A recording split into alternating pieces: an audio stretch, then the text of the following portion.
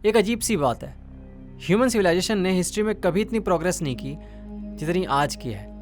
हमारे पास दुनिया भर की टेक्नोलॉजी है, रिसोर्सेस हैं, इंफॉर्मेशन है, पहले से ज़्यादा कंफर्ट है, लेकिन एक चीज़ की कमी है और वो है पर्पस। मॉडर्न दुनिया ने हमें सब कुछ दे दिया लेकिन मीनिंग नहीं दे पाया। नरेटर का इंसोम्निया सिर्फ नींद का आना नहीं है, वो एक एग्जिस्टेंशियल सिम्टम है। वो फिजिकली तो जिंदा है लेकिन साइकोलॉजिकली डिस्कनेक्टेड है। इंटरेस्टिंग बात यह है कि उसके आसपास बहुत सारे लोग हैं बट कनेक्शन नहीं है। आज के दौर में हमारा काम भी ऐसा हो गया है जिसके अंदर कोई पर्पस नज़र नहीं आता, इसलिए इंसान एलिनेटेड फील करता है इस दुनिया से और खुद से भी, और वहीं से जन्म होता है उस एम्प्टीनेस का, उस मीनिंगलेसनेस का। नरेटर इस सोसाइटी में फिट होने के लिए बहुत सारे इमोशंस को दबा कर रखता है, रिप्रेस करके रखता है। अपने गुस्से को, अपनी मैस्कुलिनिटी को, अपने अंदर चल रहे कन्फ्यूज़न को, अपने डर को। दिन में वो एक आइडियल एम्प्लॉय की तरह जीता है, रात को उसका जो अनकॉन्शियस है ना उसको सोने नहीं देता। एक तरफ तो है अकेलापन और दूसरी तरफ है वो एम्प्टीनेस। उस एम्प्टीनेस को भरने के लिए वो तरह तरह की चीज़ें करता है। इकिया के फर्नीचर लेता है। अब नरेटर जो है वो फर्नीचर नहीं खरीद रहा, वो आइडेंटिटी खरीद रहा है। उसका माइंडसेट कुछ ऐसा है कि अगर मेरे पास परफेक्ट सोफ़ा, परफेक्ट लैम्प या परफेक्ट डाइनिंग सेट होगा ना तो शायद मैं कंप्लीट फील करूँगा। लेकिन इनको खरीदने के बाद एम्प्टीनेस कहीं जाती नहीं है बल्कि और बढ़ जाती है। नरेटर के पास वैसे देखा जाए तो सब कुछ है, एक अच्छी जॉब है, अपार्टमेंट है और इकिया का फर्नीचर तो है ही, लेकिन उसके पास कोई इंसान नहीं है जिससे वो बात कर सके, अपने अंदर के इमोशंस को उसके सामने रख सके। इसलिए थक हार कर वो सपोर्ट ग्रुप्स को अटेंड करता है और वहाँ जाकर पहली बार ह्यूमन कनेक्शन फील करता है। जब वो बॉब को हक करके रोता है तो सिर्फ उसको रोने से रिलीफ नहीं मिलता, उसको रिलीफ मिलता है क्योंकि पहली बार उसे अपनी वल्नरेबिलिटी हाइड नहीं करनी पड़ती। बचपन से हमें सिखाया जाता है मर्द रोते नहीं, स्ट्रांग बनो, अपने इमोशंस को दबा के रखो, कंट्रोल करो, वीक मत दिखो। अब इसका रिजल्ट क्या होता है पता है? रिजल्ट ये नहीं होता कि इमोशंस कहीं गायब हो जाते हैं, बस उनका आकार बदल जाता है, शेप बदल जाता है। अब जो अंदर दर्द होता है वो आंसुओं के जरिए बाहर आ सकता था, लेकिन वो अब गुस्से में बाहर आता है, वायलेंस के जरिए बाहर आता है, एडिक्शन के जरिए बाहर आता है, और कभी कभी तो इमोशनली नम भी हो जाता है बंदा। और देखो ना सोसाइटी कैसी हो गई है कि एक इंसान को सपोर्ट ग्रुप में जाके रोना पड़ रहा है। वो पब्लिक में नहीं रो सकता, दुनिया के आगे नहीं रो सकता, उसको अंडरग्राउंड होना पड़ता है एक ग्रुप के अंदर, और वहाँ पे वो अपने इमोशंस को दिखा सकता है। उसी तरीके से आप दूसरी तरफ देखिए, इस मूवी के अंदर जो फाइट क्लब बनता है वो भी एक अंडरग्राउंड मेल स्पेस है, लेकिन दोनों में फ़र्क देखिए। सपोर्ट ग्रुप के अंदर क्या हो रहा है? सपोर्ट ग्रुप के अंदर एक इंसान अपने इमोशंस को एक्सप्रेस कर रहा है सेफली, लेकिन दूसरी तरफ देखिए फाइट क्लब के अंदर क्या हो रहा है? उसके अंदर इंसान अपने दर्द को एक्सप्रेस करने की जगह वायलेंस में कन्वर्ट कर दे रहा है, ट्रांसफॉर्म कर दे रहा है। सपोर्ट ग्रुप के अंदर ये कहा जा रहा है कि भाई तुम टूट सकते हो, तुम कमज़ोर हो, तुम्हारे अंदर भी खामियां हैं। और दूसरी तरफ फाइट क्लब में क्या हो रहा है कि भाई तुम टूटोगे लेकिन भाई पंच खाकर, जब मुक्का पड़ेगा तब। दोनों जगह ना पेन है, ध्यान से देखो, लेकिन पेन को प्रोसेस करने का तरीका बिल्कुल अलग है, और ये कॉन्ट्रास्ट मुझे बहुत कमाल का लगा। साथ ही साथ आप देखिए नरेटर की लाइफ में क्या हो रहा है। जो उसके कस्टमर हैं वो आंकड़ा हैं बस, जो उसके साथ काम करते हैं उनको बस एक रोल दे दिया गया है। कोई एचआर होगा, कोई टीम लीडर होगा, कोई ग्राउंड मैनेजर होगा, कोई फ्लोर मैनेजर होगा, और कुछ भी अलाइव नहीं लगता। ऐसा लगता है कि आप बस ऑब्जेक्ट के आसपास रह रहे हैं, और ऐसे जीते जीते आप भी एक ऑब्जेक्ट ही बन जाते हैं। आप भी ऐसा फील करने लग जाते हैं कि मैं जिंदा नहीं हूँ। लेकिन जब नरेटर सपोर्ट ग्रुप में जाता है और बॉब उसको हक करता है तो वो रियलाइज़ करता है कि ये सामने वाला ऑब्जेक्ट नहीं है और मैं भी ऑब्जेक्ट नहीं हूँ, मेरे अंदर भी इमोशंस है, इसके अंदर भी इमोशंस हैं। साथ ही साथ वो एक चीज़ और करता है जो आज के दौर में हम करते ही नहीं है, कंट्रोल लूज़ करना। क्योंकि नरेटर की पूरी लाइफ ही कंट्रोल के अराउंड थी।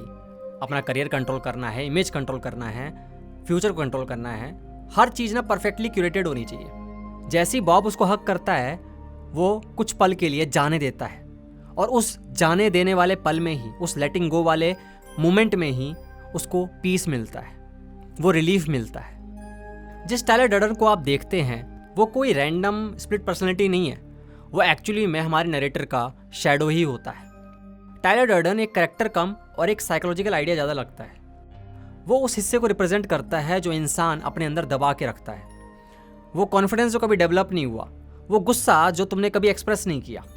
अब जो नरेटर है उसके जितने भी रिप्रेस डिज़ायर्स हैं जो कुछ भी उसने दबा के रखा वो सब कुछ टायलर बन के बाहर आता है। फियरलेस, इम्पल्सिव, वायलेंट, कैरिस्मेटिक, वो सब कुछ जो नरेटर बन सकता था या बनना चाहता था, लेकिन उसने उसको रिप्रेस कर दिया। अब ध्यान से देखो ना, तो टायलर डर्डन को समझना बहुत ही चैलेंजिंग है, क्योंकि वो आधा तो मसीहा लगता है, एक प्रॉफिट लगता है, और आधा साइकोपैथ लगता है। और अगर हम दोनों को अलग अलग करके नहीं देखेंगे ना, तो एक प्रॉब्लम क्रिएट हो जाएगी। या तो तुम उसको पूरी तरीके से आइडियलाइज कर दोगे, उसकी पूजा करने लगोगे, या फिर उसको पूरी तरीके से रिजेक्ट कर दोगे। और मेरे हिसाब से दोनों ही रास्ते गलत है। उसकी फिलॉसफी को समझते हैं एक कोट से, self improvement is masturbation, now self destruction. अब वो ये नहीं कह रहा कि तुम जो सेल्फ इंप्रूवमेंट करते हो, जैसे कि तुम कोई स्किल सीखते हो या कोई जिम ज्वाइन करते हो, तो वो गलत हो गया। नहीं, वो अटैक कर रहा है मैन्युफैक्चर्ड सेल्फ पे। जिस सेल्फ को तुम इंप्रूव करना चाहते हो, पहले वो तो देख लो कि वो जो सेल्फ है वो बना कैसे है। अब मॉडर्न सोसाइटी क्या करती है, सबसे पहले तुम्हें एक इनसिक्योरिटी देगी, जैसे कि तुम ना इतने हैंडसम नहीं हो, तुम इतने सक्सेसफुल नहीं हो, तुम इतने प्रोडक्टिव नहीं हो। मतलब तुम्हारे अंदर पहले फीलिंग क्रिएट की जाएगी कि तुम्हारे अंदर कुछ कमी है, कुछ गड़बड़ है। और उसके बाद क्या होगा, वही सिस्टम क्या करेगा, जिसने इनसिक्योरिटी दी वही तुम्हें प्रोडक्ट दे देगा कि लो भाई, ये लो तुम्हारी इनसिक्योरिटी का इलाज, ये बुक खरीद लो, ये कोर्स ज्वाइन कर लो, ये सप्लीमेंट ले लो, ये मॉर्निंग रूटीन फॉलो कर लो। मतलब प्रॉब्लम भी मार्केट क्रिएट करता है और क्योर भी उसका मार्केट ही क्रिएट करता है। अब ये साइकिल कभी ख़त्म ही नहीं होती। और टायलर जो है इसी चीज़ पे अटैक कर रहा है। वो सेल्फ डिस्ट्रक्शन जब कह रहा है, इसका मतलब ये नहीं है कि ख़त्म कर दो, सब बर्बाद कर दो, नहीं। वो ना उस फेक आइडेंटिटी को, वो जो फेक सेल्फ है उसको बर्बाद करने की बात कर रहा है, जो सोसाइटी को इम्प्रेस करने के लिए तुमने बनाया हुआ है। ध्यान रखना, सेल्फ को डिस्ट्रॉय करना और सेल्फ का जो इल्यूजन है उसको डिस्ट्रॉय करना, दोनों में बहुत बड़ा फ़र्क है। लेकिन टायलर जो है वो इस चीज़ को क्लियर नहीं करता मूवी के अंदर, तो बहुत सारे लोग इसको गलत तरीके से ले लेते हैं। साथ ही साथ टायलर जो है कंज्यूमरिज्म पे भी बहुत अटैक करता है। वो बताता है कि जो कंपनीज है ना, वो प्रोडक्ट नहीं बेचती, वो पहचान बेचती है, मीनिंग बेचती है अपने प्रोडक्ट के जरिए। हर जगह मैसेज ना सेम होता है, become the best version of your self. सुनने में पॉजिटिव लगता है ना, लेकिन इसके पीछे पता है क्या है? इसके पीछे इसका मतलब होता है कि तुम काफ़ी नहीं हो, तुम जो हो ना उसके अंदर कुछ प्रॉब्लम है, तो तुम ना ये खरीद लो। अगर तुम ये खरीद लोगे ना तो तुम पूरे हो जाओगे, कंप्लीट हो जाओगे। और ये जो लूप है ना, ये कभी ख़त्म नहीं होता। अब नरेटर के साथ भी तो यही हो रहा था। वो इकिया के फर्नीचर ले रहा था, लेकिन फिर भी वो एम्प्टीनेस ख़त्म नहीं हो रही थी। अब देखो, टायलर इस लूप को एक्सपोज तो करता है, लेकिन एक आयरनी देखो आप, उसने कंज्यूमरिज्म को तो डिसमेंटल कर दिया, लेकिन उसके जगह एक और नई आइडेंटिटी क्रिएट कर दी। पहले नरेटर जो था वो ब्रांड्स वगैरह के अंदर ना अपनी पहचान ढूंढ रहा था, स्पेशल फील करता था उनके ज़रिए। अब वो फाइट क्लब और प्रोजेक्ट मेहम का जो मेंबर बन गया है, उसके ज़रिए स्पेशल फील करता है। ईगो ने पता है क्या किया? ईगो ने बस कॉस्ट्यूम चेंज कर लिया। अगर आपने मूवी देखी है तो आपको पता है प्रोजेक्ट मेहम किस बारे में है। एक भीड़ होती है जो बस केओस के पीछे भागती है, और इसमें जो इंडिविजुअलिटी है वो कहीं खो सी जाती है। अगर आप मीनिंग की तलाश में एम्पैथी, अपनी इंडिविजुअलिटी खो देते हैं, अपनी थिंकिंग खो देते हैं, तो आप बस एक नई आइडियोलॉजी का प्रोडक्ट बन चुके हैं। आपने सेल्फ को डिस्कवर नहीं किया। पहले नरेटर इकिया के फर्नीचर का स्लेव था, अब टायलर की आइडियोलॉजी का स्लेव बन जाता है।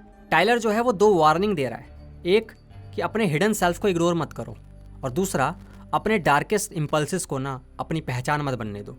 क्योंकि जब तुम अपने अंदर के डार्केस्ट इम्पल्सिस को, उस केओस को एक्सेप्ट करते हो ना, तो तुम मैच्योर होते हो, तुम ग्रो करते हो। लेकिन सोच के देखो, अगर तुम उस केओस को वर्शिप करने लगो तो क्या होगा? तुम खुद को लूज करने लगोगे, तुम खुद को खो दोगे। जैसे नरेटर टायलर की बात सुनते सुनते खुद को खोने लगता है। अब फाइट क्लब को बहुत सारे लोग क्रिटिसाइज करते हैं ये कहकर कि इसके अंदर टॉक्सिक मैस्कुलिनिटी को दिखाया गया है। जो मैस्कुलिनिटी है उसको वायलेंस से जोड़कर उसको ग्लोरीफाई किया जा रहा है। लेकिन देखा जाए तो ये मूवी बल्कि वार्न करती है कि आपको टायलर जैसा नहीं बनना है, उसकी मैस्कुलिनिटी को रिजेक्ट करना है। अब एक लेवल पे देखा जाए तो उसकी मैस्कुलिनिटी सही थी, जैसे कि हमें बताया जाता है कि यार हमेशा हमें पोलाइट रहना है, स्माइल करना है, अपने अंदर की फीलिंग्स को दबाए रखना है। अब टायलर जो है इस रिप्रेशन को चैलेंज करता है। वो कहता है आओ भाई, अपना गुस्सा, अपनी फ्रस्ट्रेशन जो है वो एक्सप्रेस करो। अब जितने भी लोग फाइट क्लब में फाइट करते हैं वो इसके बाद थोड़ा अलाइव फील करते हैं, जिंदा महसूस करते हैं। लेकिन बाद में क्या होता है, एक प्रॉब्लम क्रिएट हो जाती है। प्रॉब्लम ये होती है कि टायलर का जो मैसेज है वो बदलने लगता है। वो कहता है कि जितना ज़्यादा तुम दर्द सह सकते हो उतने ही तुम रियल मर्द हो। अब पेन, सफरिंग, जितने भी इमोशंस हैं वो वायलेंस में कन्वर्ट हो जाते हैं। वायलेंस ही एकमात्र लैंग्वेज बन जाती है। टायलर को लगता है कि पंचेस जो हैं उन इमोशंस को एक्सप्रेस कर देंगे जो लैंग्वेज नहीं कर पाई। अब ये बात कुछ हद तक तो ठीक है, लेकिन अगर हर इमोशन का आंसर वायलेंस बन जाएगा तो ये टॉक्सिक हो सकता है। अब बात करते हैं मूवी की एंडिंग की, जो कि बहुत ही कमाल का लगता है मुझे। सामने डिस्ट्रक्शन हो रहा होता है और इधर अपना नरेटर मार्ला का हाथ पकड़ लेता है। अब पूरी मूवी के दौरान देखिए, नरेटर की जो ज़िंदगी थी वो दो एक्सट्रीम्स के बीच में झूल रही थी। एक तरफ तो जब मूवी शुरू हुई थी तब वो इमोशनली नम था, और दूसरी तरफ जब मूवी ख़त्म होने वाली होती है तो टाइलर ने कम्प्लीटली केओस मचा दिया होता है। लेकिन आखिर वो करता क्या है? आखिर वो उन दोनों के बीच एक ही चीज़ चूज़ करता है, और वो है एक इंसान को, और उसका हाथ थाम लेता है। पूरी मूवी में वो सब कुछ कंट्रोल करने की कोशिश कर रहा होता है, लेकिन आखिर में वो सिर्फ देखता है केओस को, डिस्ट्रक्शन को होते हुए, मतलब कि एक्सेप्ट कर लेता है जो कुछ भी हो रहा है। साथ ही साथ वो जो डिस्ट्रक्शन है, केओस है, वो एक चीज़ को और दिखा रहा है। वो दिखा रहा है नरेटर के जो इल्यूजन्स थे वो भी ख़त्म हो रहे हैं साथ साथ। फिल्म की शुरुआत हुई थी इंसोम्निया के साथ, क्योंकि वो सो नहीं पा रहा था, उसका माइंड कभी रुकता ही नहीं था। लेकिन फिल्म ख़त्म होती है एक शांति के साथ, एक स्टिलनेस के साथ। कोई पैनिक नहीं है, कोई स्पीच नहीं है, कोई मोनोलॉग नहीं चल रहा, बस शांति सी है। दो इंसान हैं जिन्होंने हाथ पकड़ रखा है और वो गिरती हुई बिल्डिंग्स को देख रहे हैं।